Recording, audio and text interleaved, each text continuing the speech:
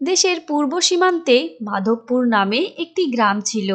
এই গ্রামে কৃষিজীবী, ব্যবসায়ী, চাকুরিজীবী ইত্যাদি সব রকমের লোকজন বাস করত। ছোট্ট গ্রামটির শেষ প্রান্তে কালীচরণের বাড়ি। গ্রামের পাশেই বাবার রেখে যাওয়া কয়েক বিঘা জমিতে চাষবাস করত। আর কালীচরণের স্ত্রী গীতা পশুপালন নিয়েই থাকত। বাড়ির সামনে পড়ে থাকা জমিতে তার কিছু গরু, ভেড়া, ছাগল ইত্যাদি থাকত। পরিশ্রমী কালীচরণ সকাল সকাল বাড়ি থেকে কাঁধে একটা কোদাল নিয়ে বেরিয়ে পড়ত তার জমিতে চাষবাসের কাজের জন্য। আর একটু বেলা হতেই গীতা তার ভেড়া, ছাগল, গরু ইত্যাদি নিয়ে বেরিয়ে পড়ত পশুগুলোকে মাঠে চরানোর জন্য। গ্রাম থেকে একটু দূরে, গ্রামের আশেপাশে চাষের জমিগুলি ফসলে ভরা, তাই আশেপাশে পশুগুলোকে ছেড়ে দিলে ফসল খেয়ে নিতে পারে। সেই জন্যই গ্রাম থেকে দূরে চড়াতে যেত। এটাই গ্রামের প্রধান রাস্তা। এই রাস্তা দিয়েই গীতা যাচ্ছিল। আর রাস্তার ধারেই এটা রবি কুমারের বাড়ি। একটু বেলা হতেই প্রতিবেশী বউরা সকাল সকাল বাড়ির কাজ ছেড়ে রবি কুমারের স্ত্রীর সঙ্গে আড্ডা দিতে আসতো। আর তাদের আড্ডার প্রধান আলোচ্য বিষয় বেশিরভাগ ক্ষেত্রেই পরচর্চা আর পরনিন্দা।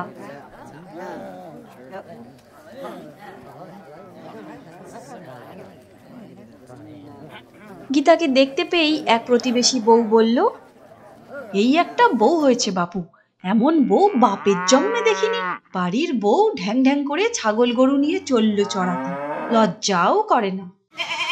নিজের ছেলেপুলে তো আর হলো না, তাই পশুগুলোকে নিয়েই যত আদিক্ষেতা। ওই গরু ছাগলগুলোই নাকি ওর সন্তান, পশুদের মা। ওই কথাই বলে না, শতপুত্রের জননী হয়েছে, এই আর কি। গীতাকে নিয়ে যে ওরা মজা করছে সেটা গীতা ভালো করেই বুঝতে পারলো। আর কি বলছে সেটা না শোনার ভান করে চলে গেল। চারণভূমিতে গিয়ে পশুগুলো মহানন্দে ঘাস খেতে ব্যস্ত ছিল। সেই সময় গীতা মন খারাপ করে একটা গাছের তলায় বসেছিল। গীতা বা তার স্বামী মনে করে সৎভাবে করা কোনো কাজই ছোট নয়, আর সন্তান হয়নি বলে তাদের কি দোষ। তাকে নিয়ে প্রতিবেশীদের মজা করাটা তাকে ভীষণ কষ্ট দিচ্ছিল। গীতা সেদিন একটু তাড়াতাড়ি বাড়ি ফিরে পড়ল, কেননা তার দুঃখের কথাটা যতক্ষণ পর্যন্ত স্বামী কালীচরণকে বলতে না পারছে ততক্ষণ মনটা ভারাক্রান্ত হয়েছিল। প্রতিবেশীদের বলা সমস্ত কথা ও তার স্বামীকে বলতে লাগলো। সবকিছু শুনে কালীচরণ বলল, শোনো একটা কথা, আমি তোমার কাছের মানুষ হয়ে এটা বুঝতে পেরেছি যে তুমি তোমার প্রিয় পশুগুলো নিয়ে খুব সুখেই আছো। হয়তো দেখা যাবে ওই প্রতিবেশীদের থেকেও বেশি সুখে আছো। যারা নিজের কাজ নিয়ে সুখে থাকে তার থেকে সুখী আর কি হবে বলো? আর সৎভাবে থাকলে ভগবান সুখ উজাড় করে দেয়, বুঝেছো?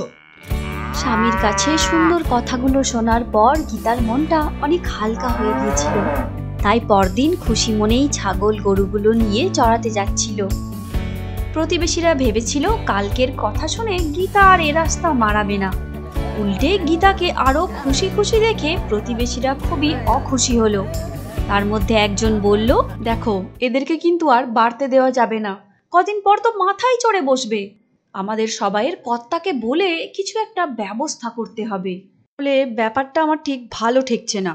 আর এমনিতেই তো গ্রামের মধ্যে এরা সব থেকে নিচু জাতের লোক, তার উপর সকাল সকাল একজন বন্ধার মুখ দেখাও তো অশুভ। এদেরকে যত তাড়াতাড়ি সম্ভব গ্রাম থেকে তাড়িয়ে দেওয়াটাই ভালো হবে।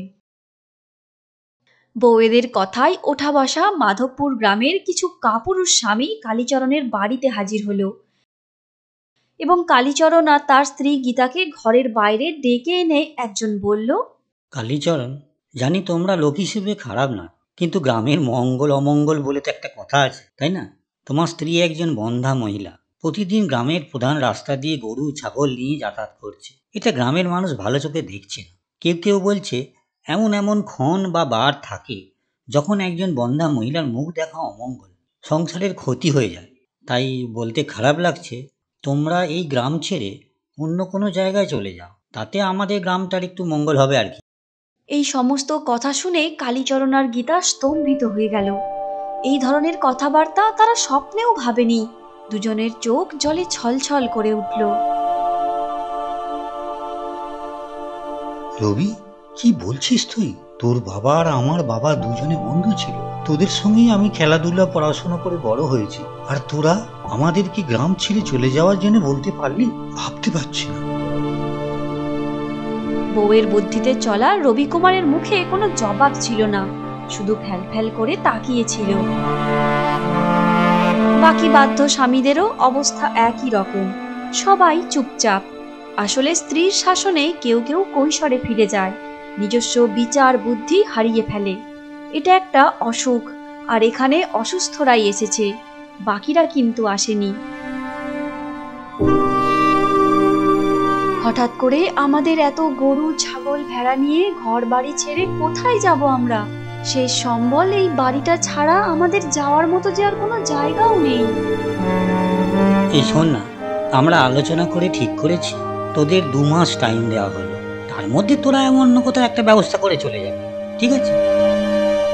এই বলে সবাই চলে গেল।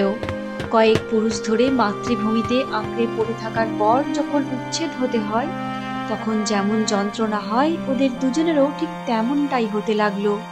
দুজনে অনেক আলোচনা করতে লাগলো আগামী ভয়ঙ্কর দিনের জন্য।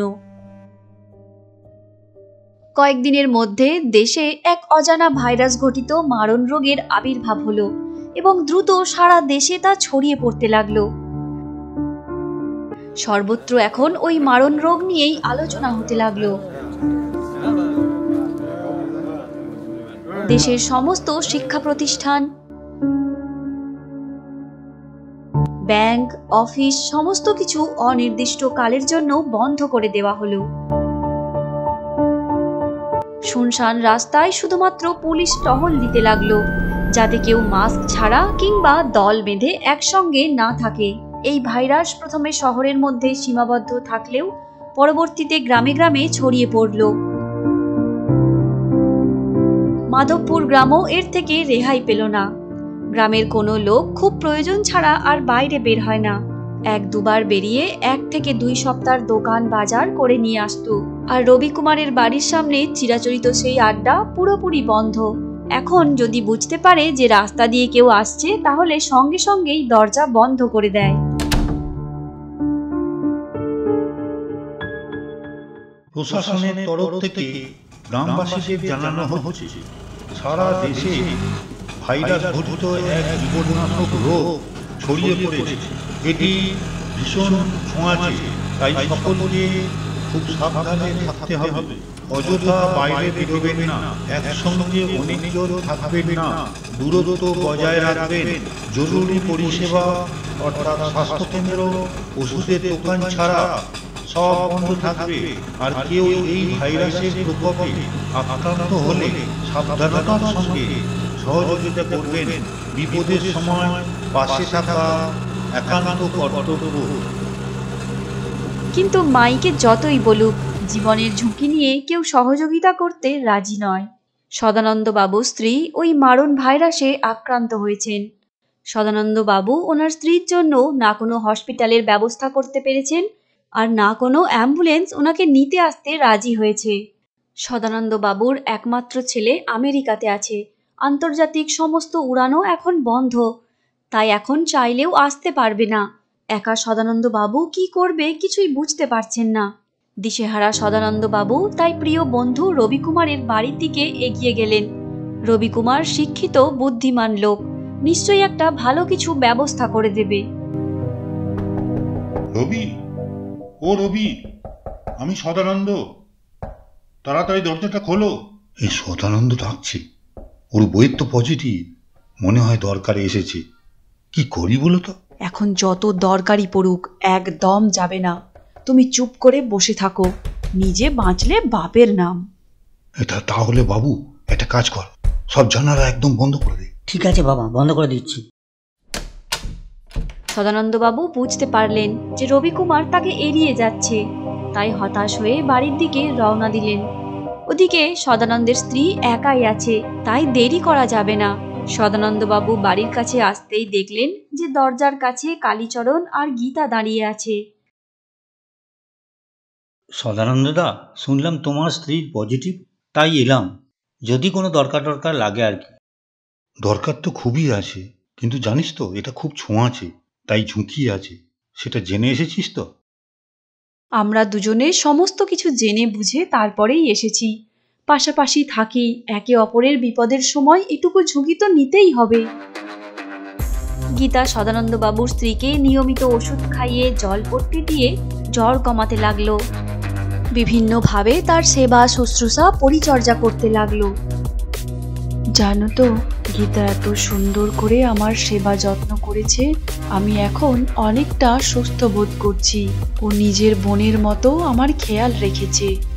খুব খুব ভালো লাগছে। উফ, একটু শান্তি পেলাম। এদেরকে ঠিক সময়ে না পেলে কি যে হতো। আর এদিকে ওষুধ আনা, খাবারের জিনিস জোগাড় করা, এই সমস্ত কাজ কালীচরণ করতে লাগলো। 10 দিনের মধ্যে সদানন্দের স্ত্রী সুস্থ হয়ে গেলেও গ্রামের বেশিরভাগ বাড়িতে কেউ না কেউ অসুস্থ হতে লাগলো। এখন মাধবপুর গ্রামের সকলের মুক্তিদাতা হলো গীতা আর তার স্বামী কালীচরণ।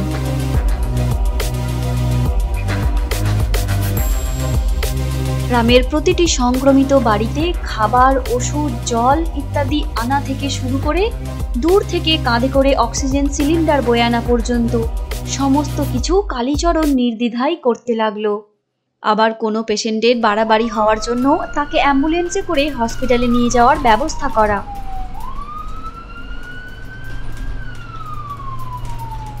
এইভাবে 6 মাস চলার পর মাধবপুর গ্রাম থেকে মারণ ভাইরাস বিদায় নিল। কিন্তু যাওয়ার আগে একটা মরণ কামড় দিয়ে গেল। এতদিন প্রতিবেশীদের সেবা করতে করতে জানতে পারেনি নিজের শরীরেই কিভাবে সেই ভাইরাস বাসা বেঁধেছে, এবং তা ভয়ঙ্করভাবে। তাই গীতাকে অনেক চেষ্টা করেও আর বাঁচানো গেল না।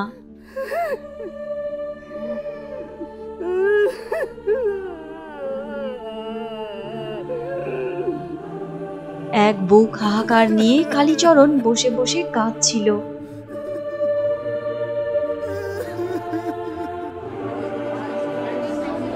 ঘরের বাইরে সমস্ত উপকৃত গ্রামবাসীরা ভিড় করেছিল, যারা একদিন বন্ধা গীতাকে অমঙ্গল বলেছিল, গ্রাম থেকে চলে যাওয়ার জন্য বলেছিল। গীতা সত্যি সত্যি চলে গেল অনেক দূরে, আর কোনো দিনও ফিরবে না। গীতা আত্মবলিদান দিয়ে তথাকথিত শিক্ষিত সমাজ ব্যবস্থাকে চোখে আঙুল দিয়ে অনেক কিছু দেখিয়ে গেল, শিখিয়ে গেল। শিক্ষিত, অশিক্ষিত, মঙ্গল, অমঙ্গল, নিচু জাত, উঁচু জাত ইত্যাদি দিয়ে আপাত সুন্দর একটা সমাজ তৈরি হয় বটে, কিন্তু আসল বিপদের সময় এই সমস্ত রীতি নীতি ভেঙে ছারখার হয়ে যায়, তার হাড় কঙ্কাল বেরিয়ে আসে। আসলে আমরা তখনই একজন মানুষ, যখন আমাদের মধ্যে থাকে মনুষ্যত্ববোধ। তো বন্ধুরা, তোমাদের এই গল্পটি কেমন লাগলো তা অবশ্যই কমেন্ট করে জানিও। আর ভালো লাগলে বরাবরের মতো একটা লাইক আর শেয়ার করো। আর এইরকমই আরও সুন্দর সুন্দর গল্প উপহার পাওয়ার জন্য আমাদের চ্যানেল চুকিটকিট বাংলা কার্টুনকে এক্ষুনি সাবস্ক্রাইব করে পাশের বেল আইকনটি প্রেস করে রেখো। ধন্যবাদ।